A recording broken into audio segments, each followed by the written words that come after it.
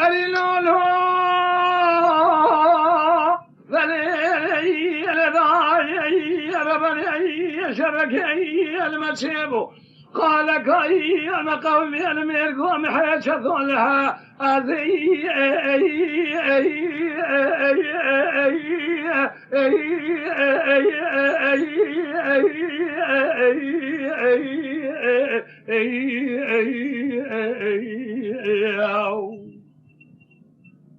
أداي ربنا خذ خراب كفيش ونمال خراب وتبالا خذ وجه كورو حتى مال خراب والسناني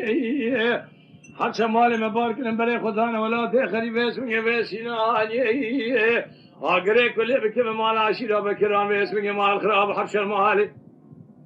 حتى مال مبارك نبري خدانا ولا تسناني أقرأ كل بكم مال بشباب مال خراب عشيرة وازي حتى بابي بكر حتى وادر بكر باي بزي بردانه بدنا ميزان جبران دلال مال ما بكر داود وزن يا لي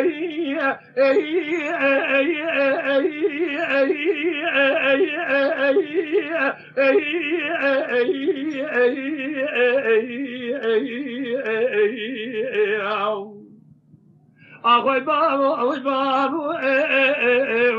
ويبابا وإبراهيم وما خير بخير وبوفاء أنا والخليان يا خير أرينا له ذليل لذاي ربني شركي المسيب قال كي لذاي جمال سوال میزان کی برا دلالی مال ویس میگم سر خدا بردا گل که بنده او بوده قبضه ایه نب خانه خدا به مال بشاری شتا بشاری وزد کامی خلاما کابره درش کو دا بیسه بکرا چواله جا کونی عربی گل که رسول دانه بدن میزان کی برا دلالی مال که کوئی روزه وارا خدا دل با که بدلی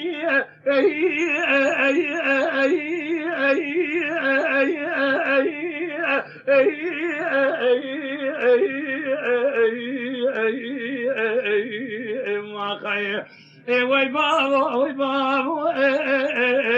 وي بابا وإبراهيم وأنا ما خير يا بخير وبوفاء أنا والخليان ما خير